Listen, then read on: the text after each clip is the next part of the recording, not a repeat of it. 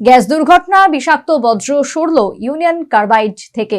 40 বছর পর ভোপালের সাপ মুক্তি। কেটে গিয়েছে 4 দশক, এখনো অভিশপ্ত দিনের স্মৃতি বয়ে নিয়ে চলেছে ভোপাল।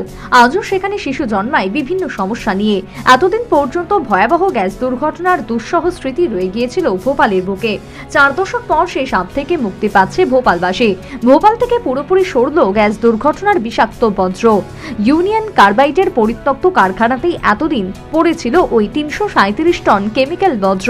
মিথাইল অ্যাসোসায়ানেট ছড়িয়ে পড়ার পর এতদিন ওই রাসায়নিক বজ্র হয়নি।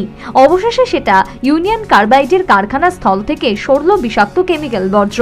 12টি লিক প্রুফ এবং আগুন ধরবে না এমন কন্টেনারে এই বজ্র নিয়ে যাওয়া হয়েছে। প্রতিটি কন্টেনারে 30 টন করে বজ্র নিয়ে যাওয়া হয়েছে বলে জানা গিয়েছে।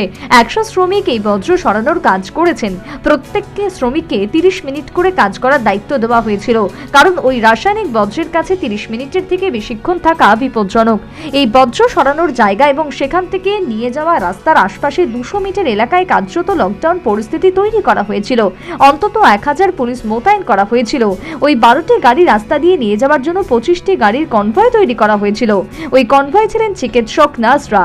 রাসায়নিক বজ্র পিথমপুরে নিয়ে যাওয়া হয়েছে। সেখানে ওই রাসায়নিক বজ্র নষ্ট করা হবে। প্রশাসন ওই বজ্র পুড়িয়ে ফেলার সিদ্ধান্ত নিয়েছে। তা নিয়েও আতঙ্ক রয়েছে প্রশাসনের। এদিকে পিথমপুরের সাধারণ মানুষ, স্কুলের পড়ুয়ারা প্রশাসনের এই সিদ্ধান্তের বিরুদ্ধে পথে নেমেছে। তাদের দাবি, কোনো মতেই পিথমপুরে এই বিষাক্ত বজ্র রাখতে বা পোড়াতে দেবে না তারা। আশঙ্কা রয়েছে ফের বিষাক্ত গ্যাস ছড়িয়ে পড়তে পারে বাতাসে। 40 বছর আগে 1984 সাল অভিশপ্ত ডিসেম্বর মাসের 2 ও 3 তারিখের মধ্যবর্তী কোনো এক সময়ের মধ্যরাতে আচমকা ছড়িয়ে পড়তে থাকে মিথাইল অ্যাসোসায়ানেট। তারপর ঘটতে থাকে একের পর এক মর্মান্তিক ঘটনা। অসংখ্য অজস্র নিরীহ মানুষ মৃত্যুর কোলে ঢলে পড়ে। সরকারি হিসেবে মৃতের সংখ্যা 1004-এর মধ্যে, কিন্তু বেসরকারি মতে আসল সংখ্যাটা অনেক বেশি।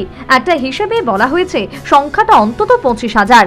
ওখানেই শেষ নয়, সর্বকালের সবথেকে ভয়াবহ শিল্প বিপর্যয়ের নিকষ কালো অন্ধকার আজও বয়ে নিয়ে চলেছে অসংখ্য মানুষ। বহু মানুষ ছিল জীবনের মতো দৃষ্টিশক্তি হারায়, মারা যায় অসংখ্য গবাদি পশু। আজও সেখানে নতুন সন্তান জন্মায় কোনো না কোনো শারীরিক সমস্যা নিয়ে। National bureau report, news vanguard.